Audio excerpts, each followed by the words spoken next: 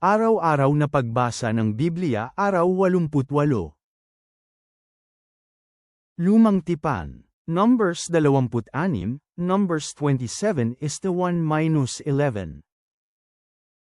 At nangyari na pagkatapos ng salot, nagsalita si Yahweh kay Moises at kay Eleazar na anak ni Aaron na pari. Sinabi niya, bilangin ninyo ang buong sambayanan ng Israel, mula 12 taong gulang pataas, ayon sa pamilya ng kanilang mga ninuno, lahat ng may kakayahang makipagdigma para sa Israel. Kaya nagsalita sina Moises at Eleazar na pari sa kanila sa mga kapatagan ng Moab sa tabi ng Jordan at Jericho at sinabi, bilangin ninyo ang mga tao, mula 12 taong gulang pataas, ayon sa iniutos ni Yahweh kay Moises at sa mga tao ng Israel, na lumabas mula sa lupain ng Ehipto. Si Ruben ay ang panganay ni Israel. Mula sa kanyang anak na si Hanek nagmula ang angkan ng mga Hanesites. Mula kay Palo nagmula ang mga angkan ng mga Paluita. Mula kay Hezron nagmula ang angkan ng mga Hezronita. Mula kay Carmi nagmula ang angkan ng mga Carmita.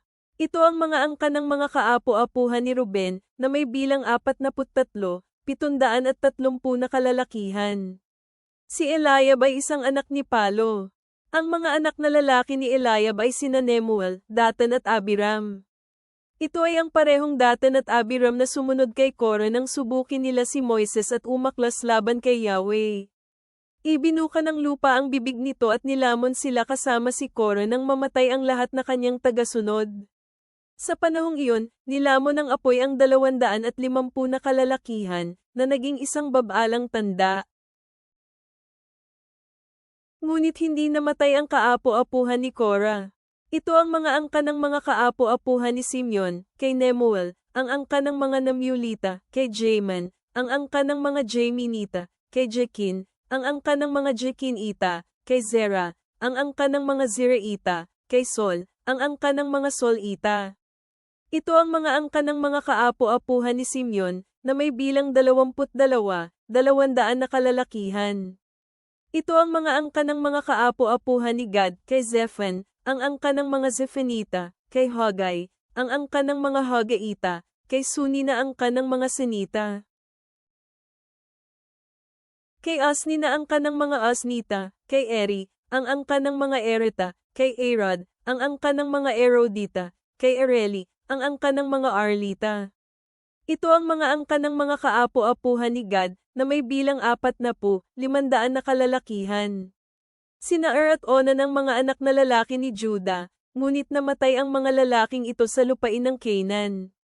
Ito ang mga angkan ng ibang mga kaapo-apuhan ni Juda, kay Sela, ang angkan ng mga Selanita, kay Perez, ang angkan ng mga Perzita, at kay Zira, ang angkan ng mga Ziraita. Ito ang mga kaapo-apuhan ni Perez, kay Hezron, ang angkan ng mga Hezronita, kay Hamal, ang angkan ng mga Hamalita. Ito ang mga angkan ng mga kaapo-apuhan ni Juda, na may bilang 76, 500 na kalalakihan. Ito ang mga angkan ng mga kaapo-apuhan ni Isakar, kay Tola, ang angkan ni Tolaita, kay Pua, ang angkan ni Puanita, kay Jaseb, ang angkan ng mga Jasubita, kay Simron, ang angkan ng mga Simronita. Ito ang mga angkan ni Isakar, na may bilang 64, 300 na kalalakihan. Ito ang mga angkan ng mga kaapo-apuhan ni Zebulun, kay Sered, ang angkan ng mga Seredita, kay Elon, ang angkan ng mga Elonita, kay Jalil, ang angkan ng mga Jalalita. Ito ang mga angkan ng mga Zebulonita, na may bilang 60, 500 na kalalakihan. Ang mga angkan ng mga kaapo-apuhan ni Jose ay sina Manases at Ephraim. Ito ang mga kaapo-apuhan ni Manases, kay Makir, ang angkan ng mga Makirita, si Makir ang ama ni Galaad, kay Galaad, ang angkan ng mga Galaadita. Ito ang mga kaapo-apuhan ni Galaad, kay Izer, ang angkan ng mga Izerita, kay Helek, ang angkan ng mga Helesita. Kay Asriel, ang angkan ng mga Asrielita, kay Shikem, ang angkan ng mga Shekmita, kay Semida, ang angkan ng mga Semedeta, kay Hefer, ang angkan ng mga Heferita.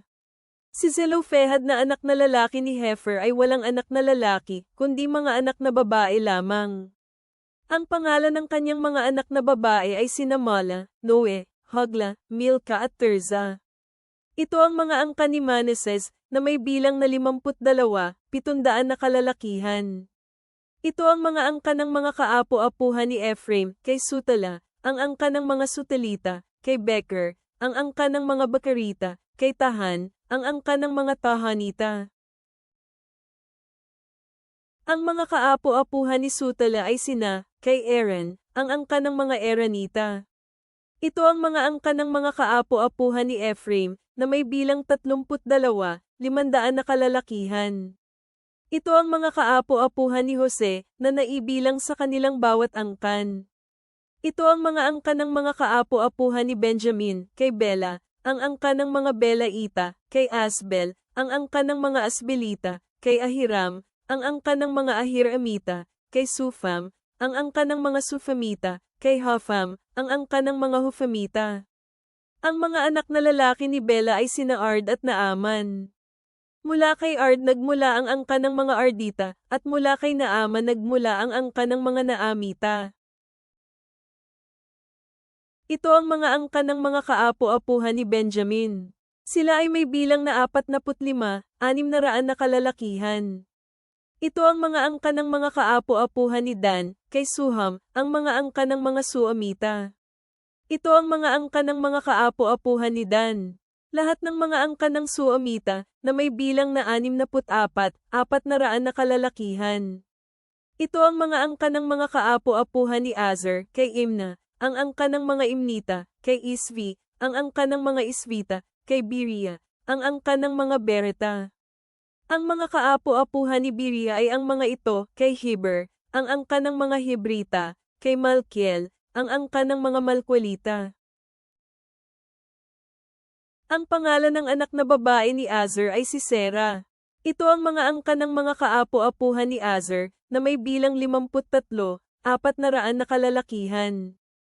Ito ang mga angkan ng mga kaapo-apuhan ni Neftali, kay Jezil, ang angkan ng mga Jezilita, kay Guni, ang angkan ng mga Ganita, kay Jezer, ang angkan ng mga Jezerita, kay Silem, ang angkan ng mga Silmita.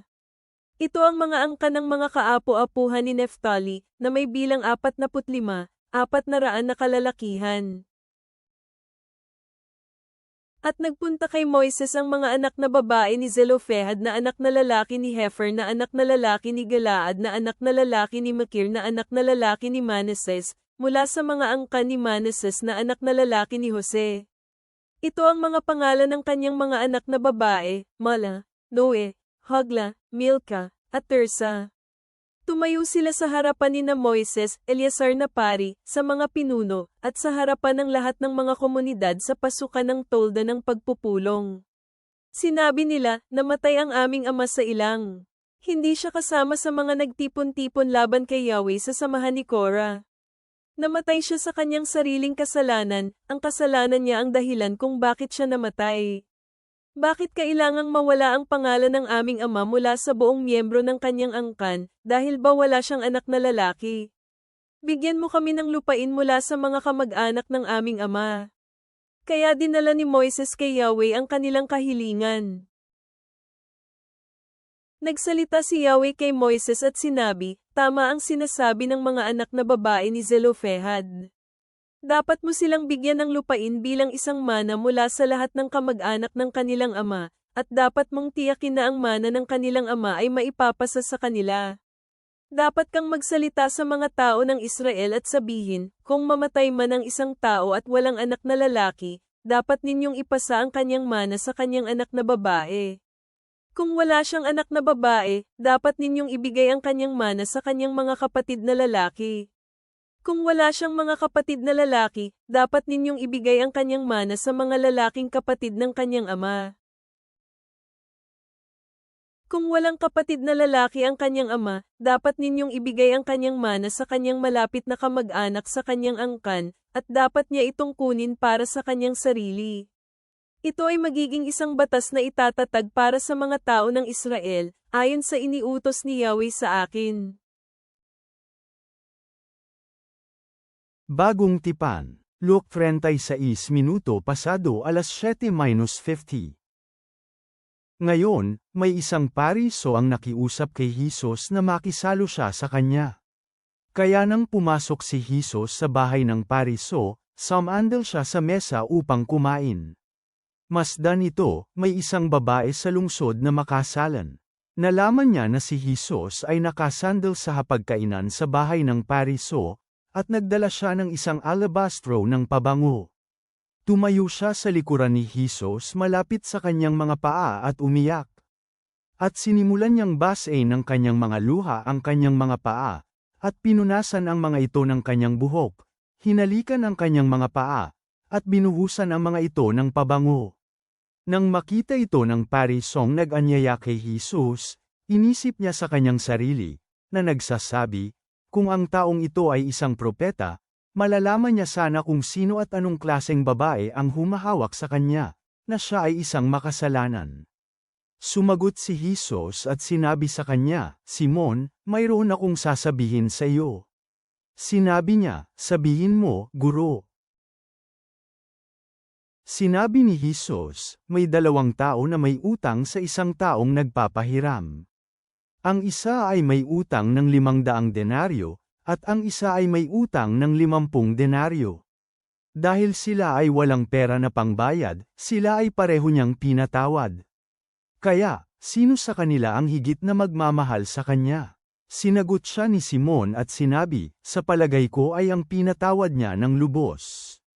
Sinabi ni Jesus sa kanya, tama ang iyong paghatol. Humarap si Jesus sa babae at sinabi niya kay Simon, nakikita mo itong babae. Ako ay pumasok sa iyong bahay. Hindi mo ako binigyan ng tubig para sa aking mga paa. Ngunit siya, ay binasa niya ang aking mga paa sa pamamagitan ng kanyang mga luha, at pinunasan ang mga ito ng kanyang buhok. Hindi mo ako binigyan ng isang halik, ngunit siya, mula nang ako ay dumating, ay hindi tumigil sa paghalik sa aking mga paa. Hindi mo binuhusan ng langis ang aking ulo, ngunit binuhusan niya ng pabango ang aking mga paa. Dahil dito, sinasabi ko sa iyo na siya na may maraming kasalanan at pinatawad ng lubos, ay nagmahal din ng lubos. Ngunit siya na pinatawad lamang ng kaunti, ay nagmamahal lamang ng kaunti. At sinabi niya sa babae, napatawad na ang iyong mga kasalanan. Ang mga magkakasamang nakasandal sa hapagkainan, nagsimulang magsalita sa kanilang mga sarili, sino ito na nagpapatawad pa ng mga kasalanan? At sinabi ni Jesus sa babae, ang iyong pananampalataya ang nagligtas sa iyo. Humayo ka ng payapa. Mga kawikaan. Proverbs 12 minuto pasado alas 8:21. Ako, ang karunungan, ay namumuhay ng may kabaitan, at aking taglay ang kaalaman at kahinahunan. Ang pagkatakot kay Yahweh ay para kapuotan ng kasamaan, kinapopuotan ko ang pagmamataas at kay abangan, ang masamang paraan, at malaswang pananalita, kinapopuotan ko sila. Mayroon akong mabuting payo at maayos na karunungan, mayroon akong mahusay na pananaw, at taglay ko ang kalakasan. Sa pamamagitan ko, ang mga hari ay naghahari, pati na taong mararangal, at lahat ng mga namumuno ng makatarungan. Sa pamamagitan ko, ang mga prinsipe ay naghahari at ang mga mararangal at lahat ng namamahala ng may katarungan. Mahal ko silang mga nagmamahal sa akin, at silang mga masisipag na humahanap sa akin ay matatagpuan ako. Nasa akin ang mga kasaganaan at karangalan, walang maliw na kayamanan at katuwiran. Ang aking bunga ay mas mabuti pa kaysa ginto, mas mabuti pa kahit sa pinong ginto, ang aking ibinibigay ay mas mabuti pa sa purong pilak.